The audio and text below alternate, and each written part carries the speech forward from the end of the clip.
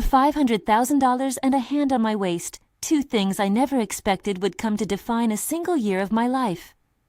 I say it that way because when you're living at the edge of each month, numbers carry more weight than words.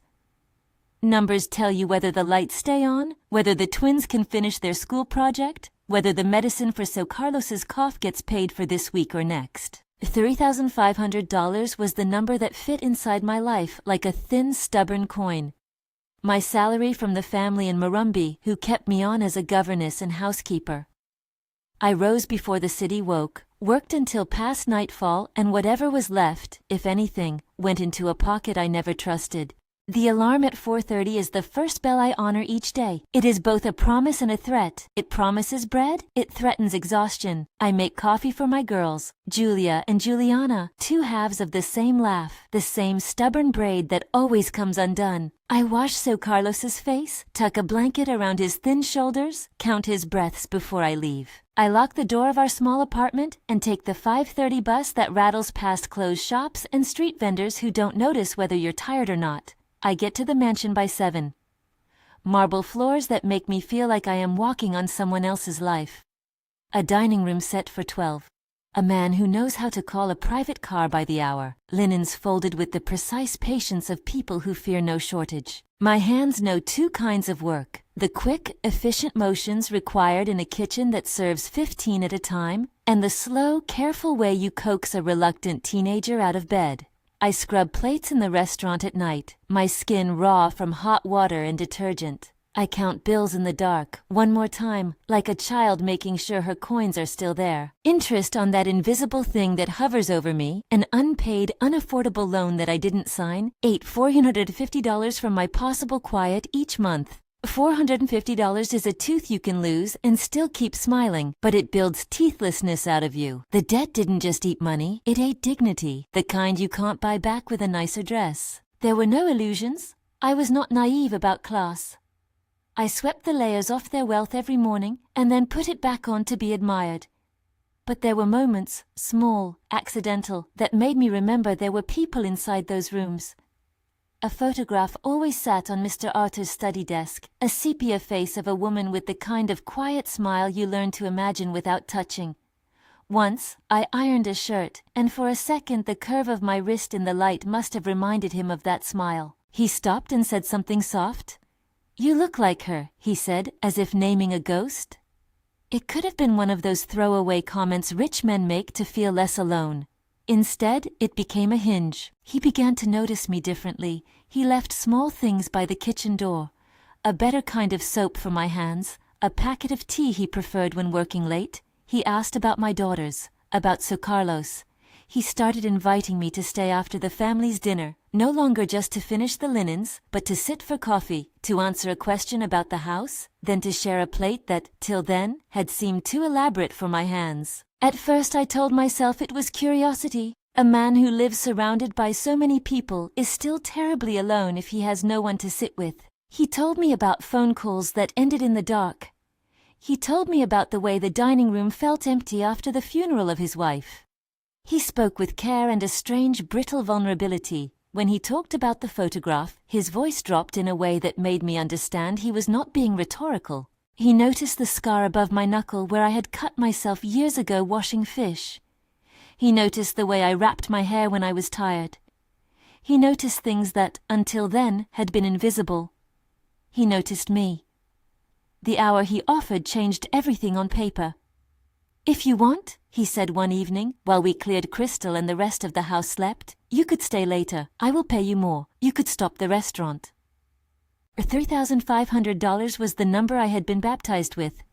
$5,000 sounded like an invitation to breathe without counting. It was not the end of my nights. It was a bridge I hadn't considered crossing. I thought, maybe I could stop rinsing sludge at 2 in the morning. Maybe I could sit opposite my daughters at breakfast and not feel like a stranger. Maybe Seu Carlos could have a better pill this month. He didn't make it a command. He made it a question and left room for refusal. Consent matters most when a man with a private driver and a tower of power around him lowers the stakes in your mind by introducing currency. The line between favor and pressure is a thin one. He put the offer on the table and I took it like you take a glass of water in a desert, careful, grateful, afraid that it might evaporate. Those evenings became small, secret rites. After the family had gone to bed, Mr. Arter and I made tea from a tin he kept in the second drawer. He lit a single candle on the table as if to make the room less cavernous. I would watch him slice fruit with a precision that looked like ritual. We would talk about ordinary things, school reports, a stray cat he had seen in the yard, my daughter's laughter on the phone. Sometimes his voice trembled when he spoke of his late wife, and I felt that same tremor cross my skin. Companionship gave shape to hunger. I found myself lighter, at first, at the idea of not gambling with bus fares and plate checks. I began to imagine myself sitting down at the dining room for a proper cup of coffee, not a paper cup stolen between shifts. I began to imagine safety. We were two lonely people inching toward each other across a table laid with more plates than guests. One night, after cups of milky coffee, he reached for my hand. His fingers were large and warm. We were not pretending. I was not pretending. We were both adults navigating something that felt forbidden because of social codes and because of the way our lives had been set by other people's rules. He put his hand at my waist with a gentleness that did something to the inside of me. Not ownership, no wording of that kind ever suits what I felt, but protection and the tremor of being seen. We kissed. It was a careful thing, hesitant, luminous, the kind that grows out of two people who have brushed up against each other's loneliness for weeks. It was not loud. It did not change the world in one breath. It changed the way I walked for a few days. It made my hands steadier under heavy trays. It made my laughter in the back room sound less practiced. There are whispers in our building, and there are shadows Mr. Arter cannot completely ignore. People who clean houses know how gossip sharpens. So the new hours were kept quiet at first. I wanted to say it to my daughters with a softness that wouldn't rearrange their nights. But other forces had already noticed my new proximity to something called security. My ex-husband has a voice that still takes up rooms when he enters them, even after he has left our beds. He knows how I spend my small hours. He knows the names of the restaurants I wash for. He knows how to find me. He also knows how to be a threat. He has been a problem since before the twins were born. If you are asked to imagine him, don't imagine greatness. Imagine a man whose pride had a cheap, corrosive edge. He drinks when he thinks he is alone. He lies when it profits him. When he discovered I was staying late at the mansion, his voice perked with attention. "You're sleeping with him," he said the first time he found me on the phone. That wasn't a question.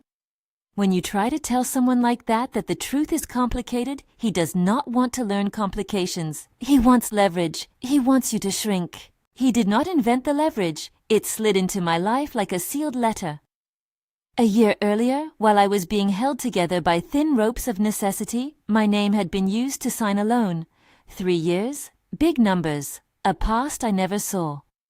I had been told it was some paper the ex had signed. I knew his taste for forgery in small things, the signature on a receipt, a name on a form, and part of me had for years braced for the day that scale tipped, and those small forgeries would demand interest larger than my wages. When he told me what he had, it felt like someone opening a closet and letting a whole flood of shame tumble out. "You owe $500,000, he said, then spoke as if he was reading a menu.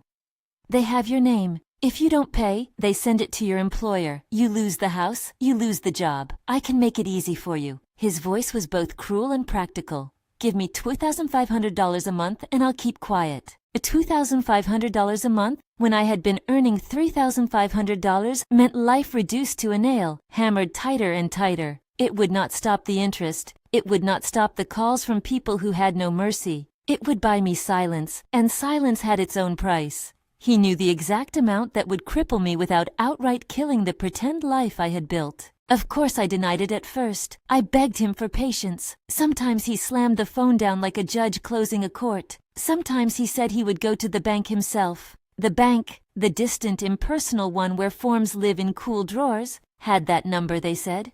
It sat there on paper under my name, $500,000. I could see it in my head. 500,000 Rs, written thin and accusing. I lived in between respiration and calculations. I paid rent and bought medicine, and still the number stayed there, a coastline I could not swim across. I thought, if Mr. Arthur hears this, he will be repulsed. If he believes I had anything to do with such debt, he will fire me. He will throw me out like trash that happens to be useful for a while. More than that, I was terrified that my daughters would feel it was their fault. Teenagers hold shame like a private thing. They lock it in diaries. They let it become a thing that will decide their lives.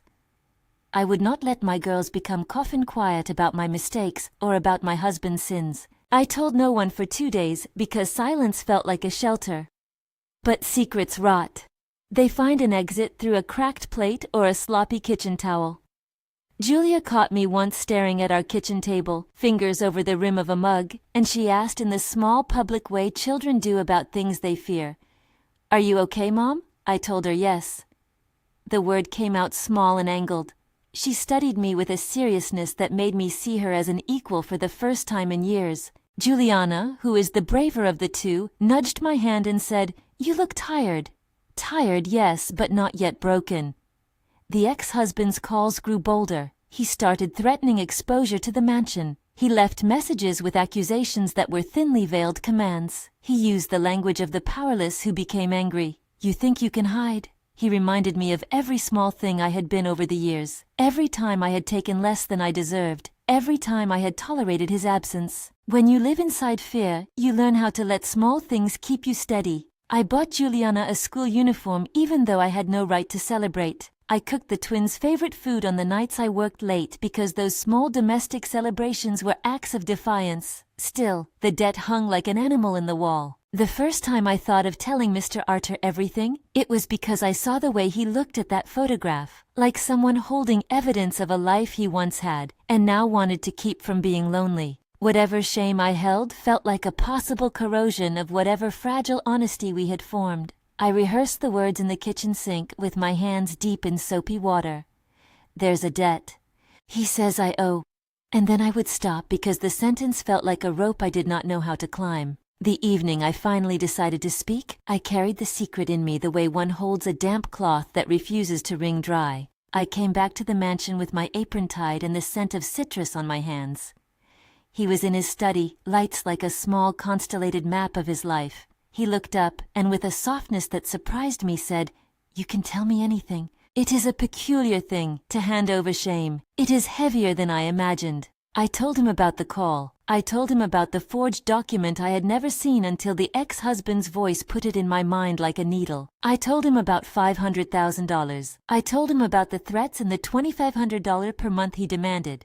He listened without impatience. He closed his eyes, and for a breath he looked like someone remembering how to be angry for someone else. He did not ask me to explain the signature process. He did not lecture me on things I could have done differently. He asked for facts, and then, after listening, his anger did not flare into spectacle. It folded into a quiet determination that frightened me more than it calmed me. "Who did this?" he asked simply. "My ex," I said. Saying the word ex felt like pulling an old tooth. "He forged something. I don't know how." The room tilted with all the possible ways a lie can be made real. He did not promise to fix it like a man signing a blank check. He promised something else. Presence. He sat down at that same table where we had shared tea and reached for my hand in a gesture that did not feel like buying or taking. It felt like he was offering me a place to stand. "I will not make it seem like you're guilty," he said. "We will look into it." He named small practical things: the bank where the paper sat, the office that would check signatures, someone who could speak to the manager. He made lists, like a man who runs companies makes lists to handle storms. He said, "You should not be alone in this. There is a difference between a checkbook solution and a human one, though." He could have walked into the bank and erased my problem with a signature and a bank transfer, but he did not do that in the moment I told him. He wanted to know. The fact he wanted to know made me trust him, and trust is how two people with so many advantages and disadvantages begin to bridge those strange social distances. After that night we were careful. We were careful because we both knew the world would make our caution into gossip and into justification for those who wanted to point at a woman who had made choices. We were careful because there were daughters to think of, and a father-in-law who fussed about small things like the correct angle for a pillow. And because being seen is not the same as being safe. I left every evening with a heart that felt a fraction less like a bruise. Still, secrets do not shrink when kept. They crowd. The ex-husband kept calling. He started to show up at places he shouldn't have been. The restaurant one night, waiting with a cigarette like a man waiting for a bus. I told myself to be brave. I told myself the mansion would keep us hidden. I told myself many things to stay afloat. His threats turned bolder. I can take this to the bank. You will be ruined. I'll tell him the truth. He'll throw you out. I imagine now how small that sound must have seemed in the mansion's echo. Threats in rooms like that are more theatrical than effective. But when threats are aimed at people whose life is measured by a bus line and 2 ages of school loans, they pierce. One afternoon, on a bus that smelled of wet umbrellas, the ex-husband's threats reached a new pitch. He called me when I was holding the twins' hands as we crossed the street. His voice was closer to hate than I had heard in years. You take his money and you think you can keep me quiet? I have papers. They have your name, you stupid woman. I'll ruin you. I'll ruin the twins. I'll go to the bank myself.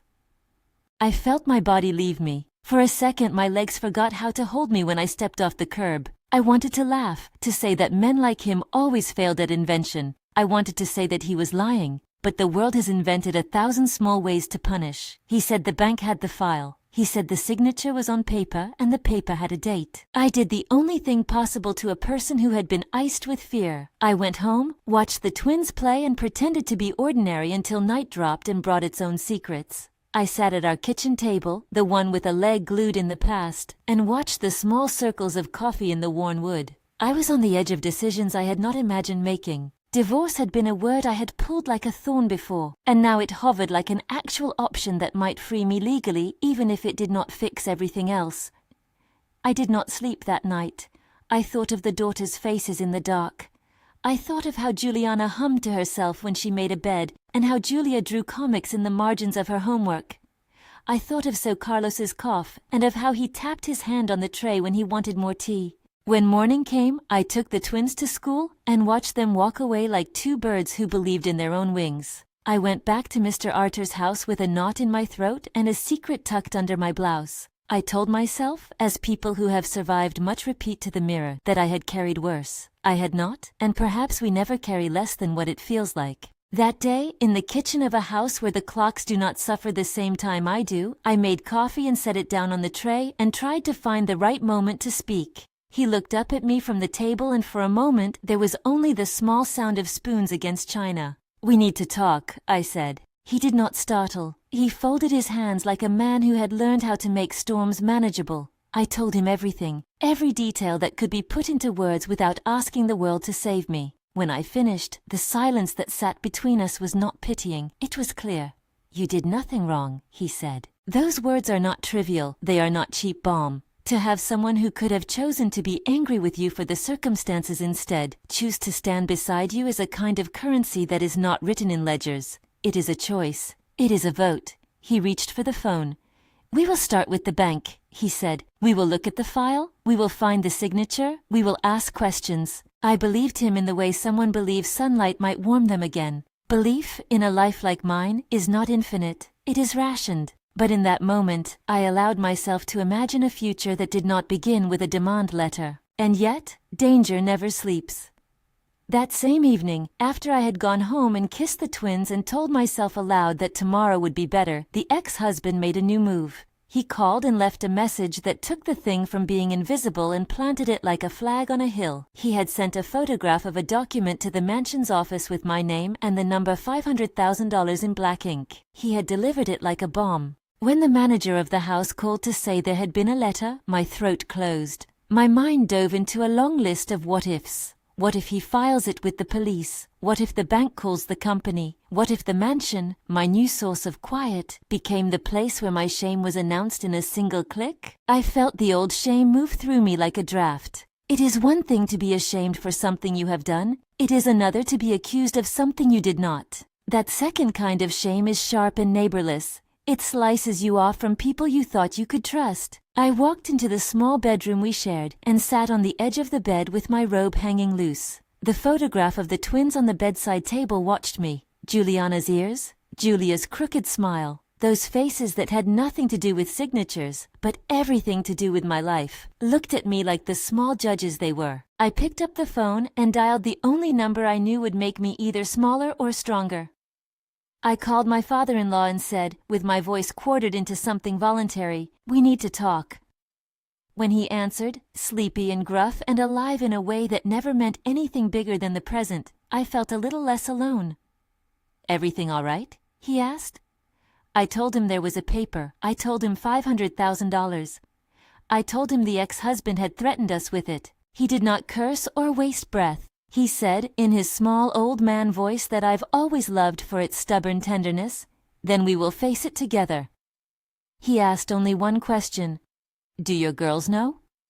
"No," I said. I had kept it like a splinter in a palm, thinking I could work it free alone. "We will speak to them," he said, "tonight, together." I folded the paper I didn't have into the corners of my chest and prepared myself for what it meant to be honest in the messy way that sometimes sets you free. I went to the room where the twins were doing their homework, where they were arguing in that particular way twins do, and watched them. For all the thunder of the day, they were still here laughing at the same joke, still folding their pencils the same way. I wanted to shield them. I wanted to let them keep their small, undisturbed orbit.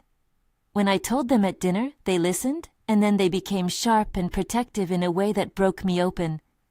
"We will not let him do this, Mon," Juliana said. Julia put down her fork and reached across the table to take my hand.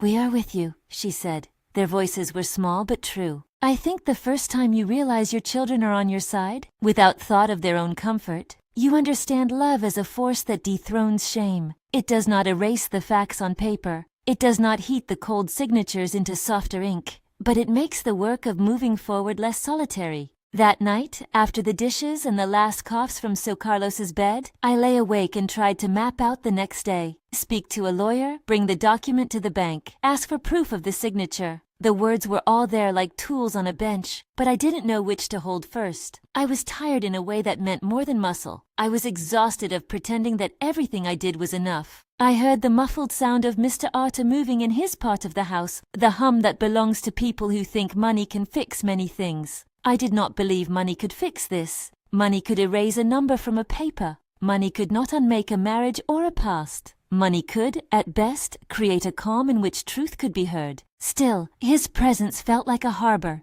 It felt like the possibility that someone who had more could be generous not with demands, but with a willingness to stand beside a woman who had been trampled by someone else's choices. It felt forbidden. Yes, there was that whisper in the city about such things. The age gap, the employer-employee dynamic, the social scissors that snip at impropriety, all of it was there, a chorus ready to judge. But late love is always charged with something like scandal and something like grace. Neither is completely fair. I did not know what the morning would bring. I only knew that we were approaching a moment that would decide whether I would be acted upon or whether I would act. My daughters were already acting by saying they would stand with me. Meu's Sogro had said he would face it with me. Mr. Arthur had said he would not let me be alone. Outside, the city exhaled the tired business of its day. I sat at the kitchen window and watched a bus go by, painted with an advertisement I could not read from my height. My fingers found the hem of my robe and I rubbed it, a small method of staying present. The paper I had not yet seen, $500,000 in black type, was at the center of the storm. It demanded attention. I stood up, set the kettle on, and started making a list. Names: bank manager, lawyer, the house manager who had received the letter. Actions: go to the bank, request the file, ask for a signature comparison. Emotions: explain to Julia and Juliana that we were not to be frightened into silence. I wrote the numbers on a small piece of paper and folded it, the way you fold a prayer. I had, up to that moment, been living like a person who knew the shape of her obligations and kept them tidy. Now the shape of my life was being redrawn by someone else's forged hand. I was simultaneously furious and afraid. I wanted to scream, at him, at the bank, at the ex-husband who thought he could purchase silence with threats. Instead, I folded myself into a plan, because a plan is how you reassert control when the world has tried to stake you as someone to be manipulated. There are choices you make in private that look small but change everything. The next morning, I would take my daughters to school and then go to the mansion and tell Mr. Arthur that the letter had arrived. I would lay the possibility of betrayal at his feet and ask him to decide whether he would help me find justice. I would ask for presents, not payment. When I stood in the corridor of the mansion that following afternoon, the marble under my shoes felt colder than the first time I had walked it. The manager met me at the door with an envelope in his hand. The paper inside had my name and the number $500,000. A flat, accusing line of type. It is peculiar how a thing as insubstantial as paper can make the world seem suddenly more real. I felt the room compress. I felt my breath become a small contained thing. I did not want pity. I wanted action. I wanted to know what would be done, who would be asked to speak, and what the truth would be when it was pried out. Mr. Arter took the paper from me with the calm of a man who has dealt with risks his whole life. He held it like a foreign artifact. "This changes nothing about who you are," he said. But it changed the day. It turned my stomach into a drum. It sent me home with a list of names and a promise to return in the morning. When I walked back into my small apartment that night, the twins were already home, homework spread across the table like confetti. Meu sogro was asleep in the armchair with his blanket crooked and his mouth open in the small breathing of the elderly. I sat down and watched them move small things around their lives. I thought about how I would tell them more tomorrow, that we would go to the bank, that we would face the letter, and that I would not let shame do the tearing it promised. And then, before the clock had reached the hour when day makes its final bargain for sleep, the phone vibrated. The ex-husband's number flashed. I let it ring once, twice, and then silence. I was not the sort of person to pick up to be shouted at in the late hours. But the message he left was not rhetorical. He had been to a small office downtown, and he had shown the document to someone, and the voice, smug, triumphant, spelled out his next demand and his next threat. "Do as I say," he said, "or everyone will know." I put the phone down and felt my hands shake like someone who has been under cold water too long. My daughters looked up as if they could read the tide in my face. They were serious in a way that children who must grow up fast always are. Juliana picked up the phone and typed with the fierce speed of someone who will not let an elder male make threats in her home. Julia stood and hugged me from behind and leaned her head on my shoulder. That night, with the city breathing its distant noises and the twins asleep like two small satisfied creatures in the next room, I sat at the kitchen table and wrote a single sentence on a clean page of the small spiral notebook I used to track bills. I will not be bought. It was not a promise to anyone else. It was a promise to myself. I was at a crossroads, known by other women with history full of bruises. One way would be to let him dictate terms, to hand over what little I had to purchase silence until he demanded more. Another way was to use the thin tools I had, lawyers that work with low budgets, managers who had seen frauds before, family who could stand in the way, to turn his threats into evidence of his crimes. The second path required courage and cost time and humiliation. The first required money I did not have and dignity I would barter away. I thought of Mr. Arter and the hand he had put on my waist like a shelter, and I thought of gifts that meant love and favors that meant purchase. The line between a gift and a purchase can be thin when money changes hands and lives are at stake. I knew I had to keep my footing. I also knew that I could not do it alone. I would sleep that night, because sleep is the only thing that keeps you human. I would wake up and bring the truth to light with whatever tools I had. I would tell my daughters everything, as I had promised. I would insist on a divorce if it came to that, because being legally bound to a man who trafficked in forged signatures and threats would be a cage that would make other people's choices my life sentence. The next day would be the one where I must choose my allies. The next day would be where we would lay our plans.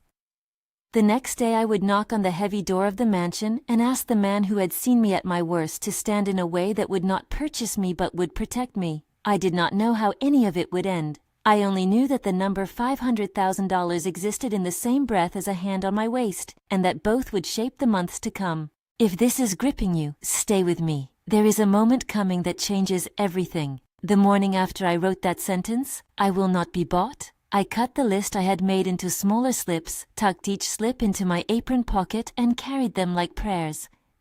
The sun that day felt ordinary, and that ordinariness was a blessing. I took the twins to school. They walked in front of me, their backpacks a bright punctuation against the gray pavement. Juliana waved at a friend.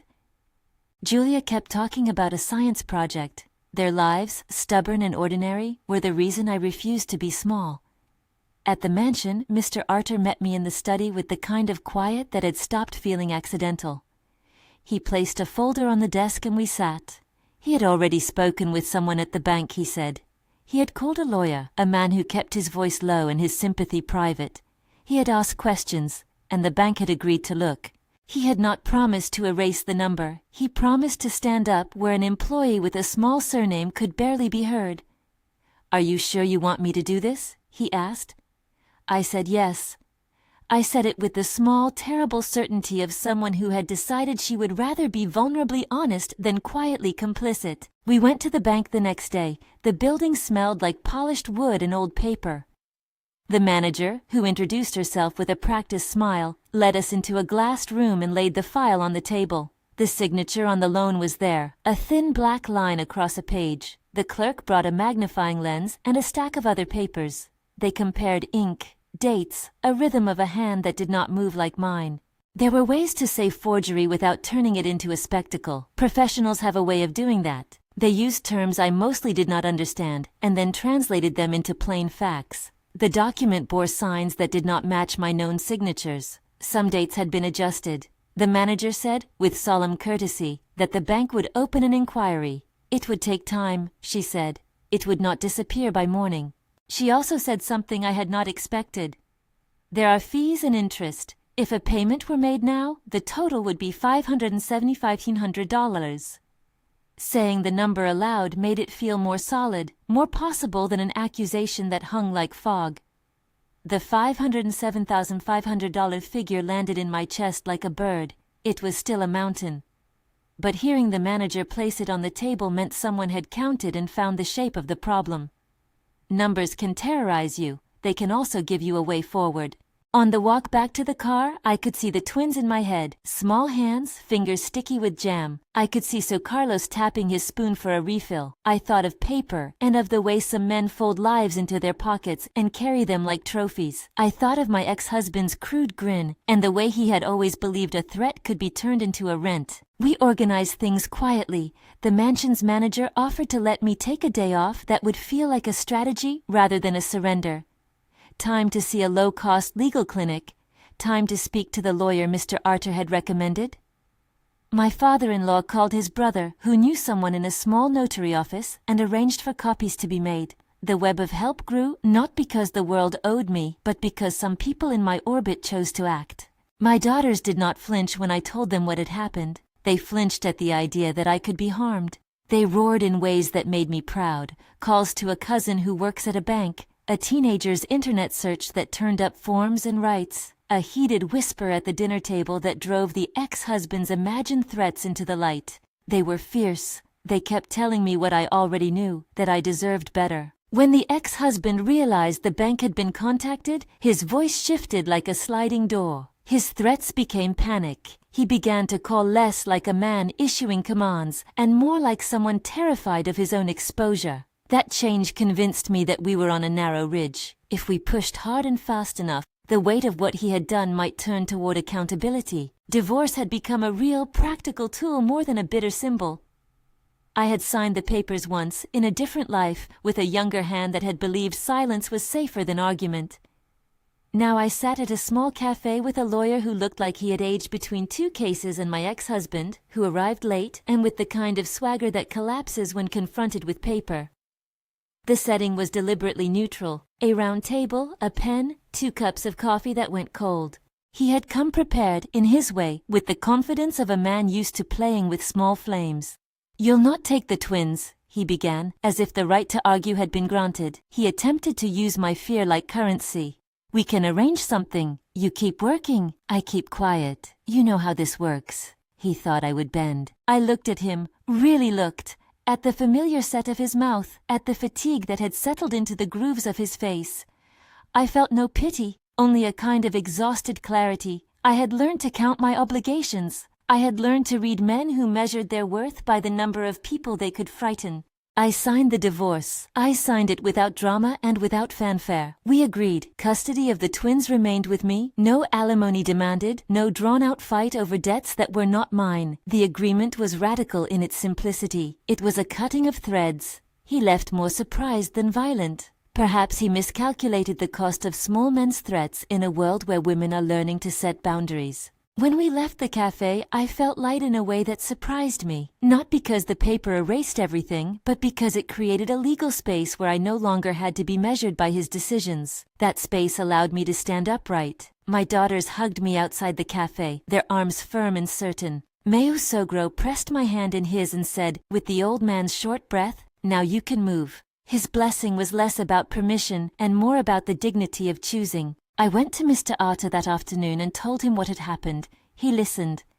For a moment, I feared he might have been waiting for the legal finality before acting.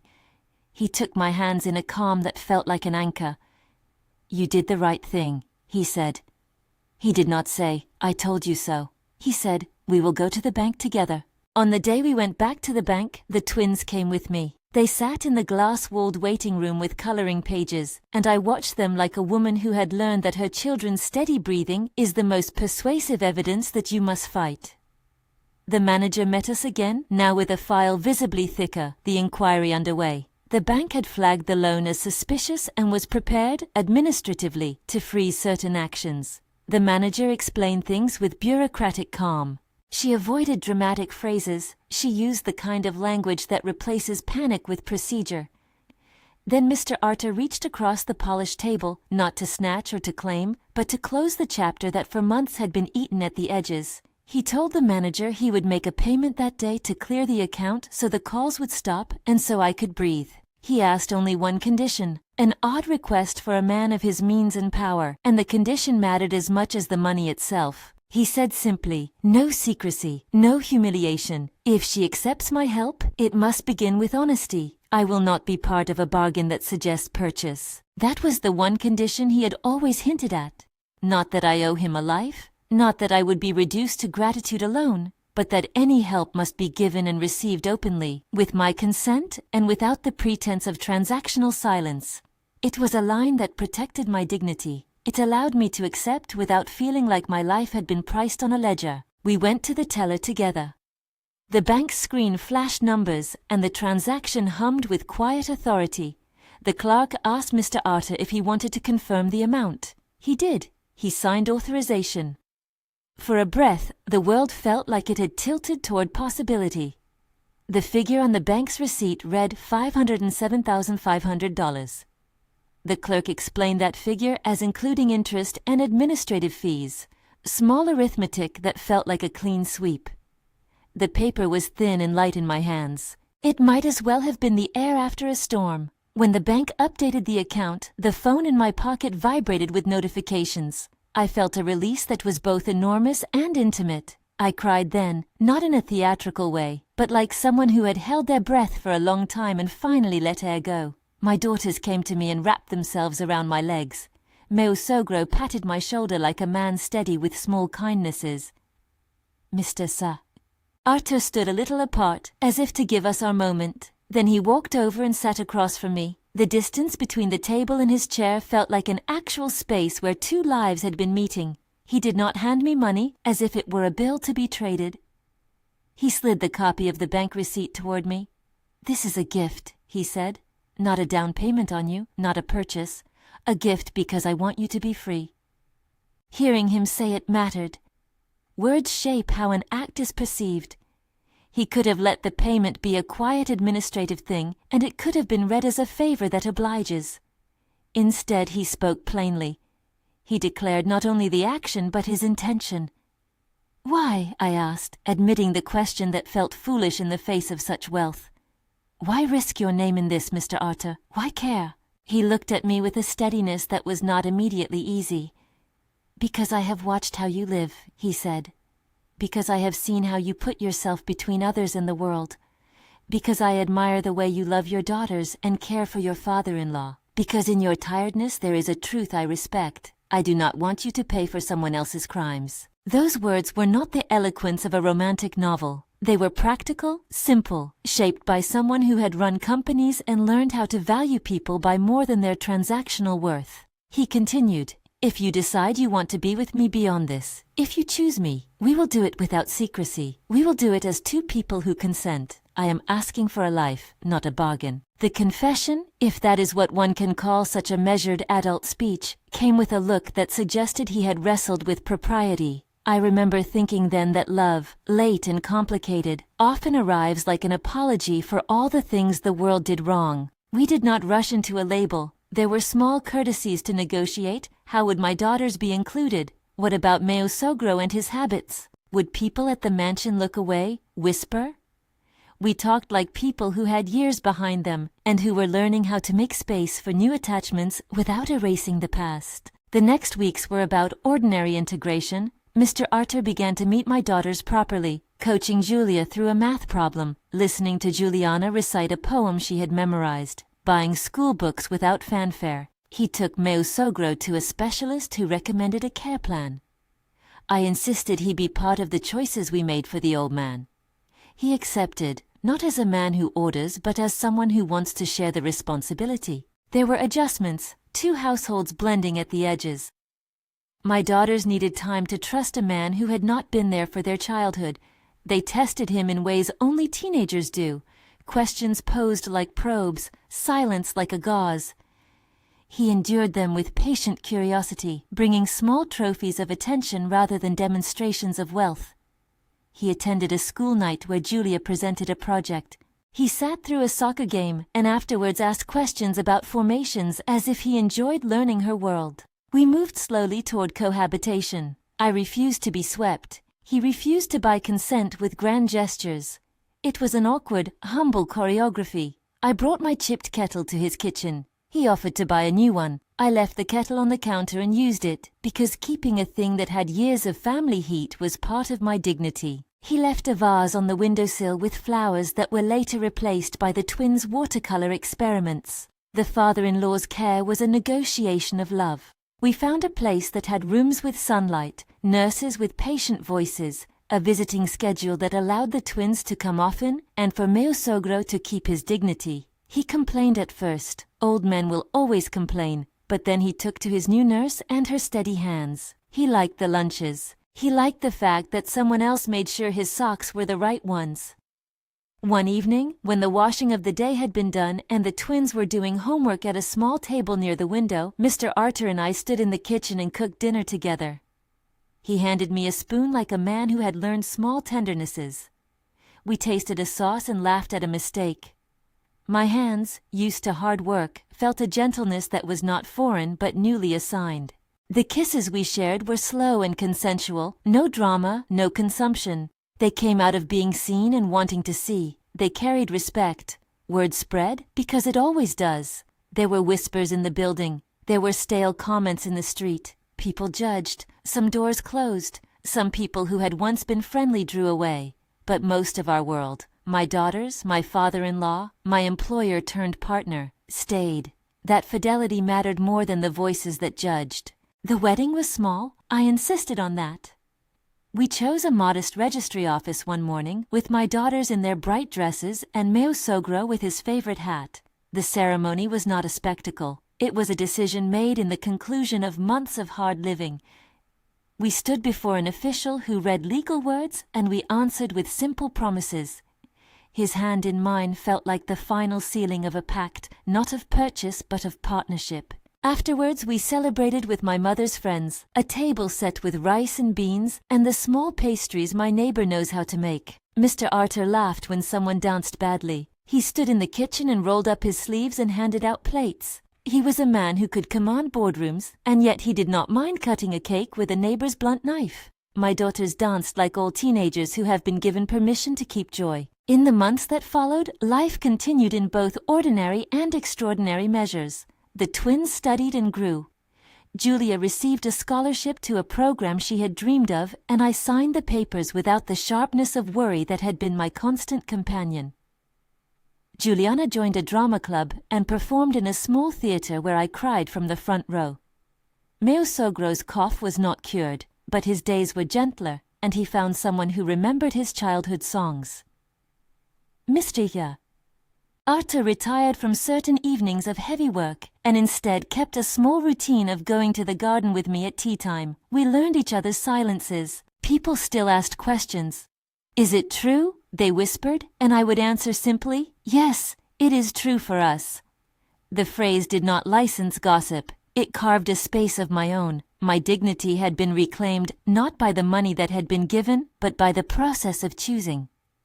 The bank's receipt sat in a drawer I only opened sometimes. It was a reminder of what had been taken from me and of what had been restored. There were nights, after the children were asleep, and Meu Sogro's radio played softly in the next room, when Mr. Arthur and I would sit and talk about the past. He would bring the old photograph of his late wife out sometimes and set it gently near a candle. I would look at it and feel no jealousy. Her face was a map of a life that had touched his. My presence was not an erasure. Time does not remove the people who came before. It adds layers. We honored them both.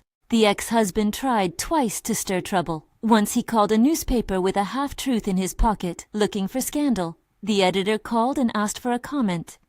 Mr. Arthur's lawyers answered with facts, and the bank's inquiry closed with proof of forgery. The police made notes. The man who had thought threats were power found himself on the wrong side of evidence. He left town, as such men do, and the sound of his leaving was less triumph than a relief that the danger had become a past. The twins did not have to carry his shadows anymore. What I had feared, being seen as sold, never happened because we were careful and because we insisted on honesty. His presence was not an erasure of my autonomy. It was a recognition that a life lived with care is worth more than a ledger, and that love can be a shelter rather than a purchase. The distinction mattered to me and I believe to him. There were tender private things that no one except the four of us know. The way he learned to make a pancake my daughters liked. The way I learned to unfasten his watch and hold him in his sleep without fear. There were small fights, of course, about money, about habits, about whether to have the television on during dinner. Those fights did not feel like fissures. They felt like ordinary weather. Years later, when Julia graduated and Juliana performed on a stage that smelled of dust and paint, I would sit in the audience and watch their lives unspool like bright threads. I would think about how a chain of events started with an ugly forged document and yet ended with a kind of grace. The $500,000 had been a monster that taught me the shape of fear. The $575 receipt was a witness to generosity and to a choice that could have been misread. But the real currency of our lives turned out to be the small acts. A hand on a shoulder, a plate warmed for a sick old man, a school uniform bought without bargaining. On quiet mornings I make coffee, and now I sometimes think, with a little astonishment, about how different my hands look when they pour. They are the same hands, those that scrub dishes late into the night, but they move with a steadiness that comes not from having been rescued, but from having chosen. I wrote once that numbers carry more weight than words. They do sometimes. But the weight I now feel is not the burden of debt. It is the weight of responsibility I choose to hold for those I love. People will always have opinions about the way love arrives. They will call it forbidden when it breaks social codes. They will call it scandal when it dissolves tidy assumptions. But behind the labels, there are two adults who made a complicated decision with eyes open. We did not allow shame to be the tool that bent us. We claimed agency. If the story has a lesson, for me it was this.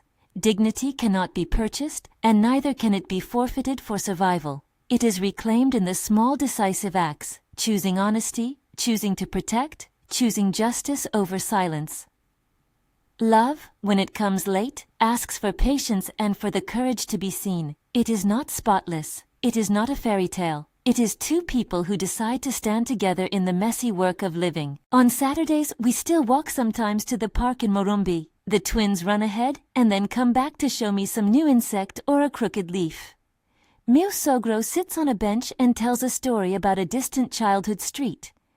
Mr. Arthur brings sandwiches in a paper bag and hands me a cup of coffee without asking. He squeezes my hand like a quiet promise. In the soft spill of late morning, when the city hums and the light falls in honest lines across the grass, I think about how strange and how right this life feels.